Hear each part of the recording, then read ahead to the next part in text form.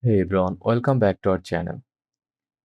Today I'm going to show you how to deposit money to your PayPal account from your bank account.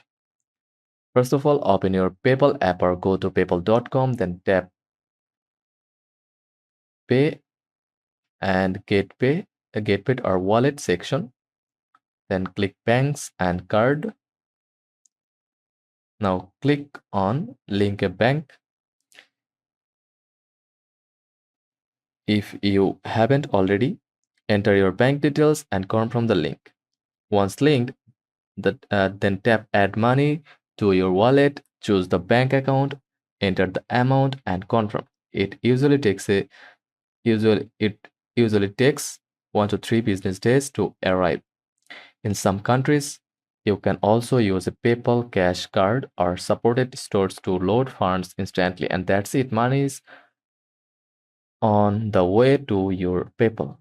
Like and subscribe for more quick finance tips. Thanks for watching.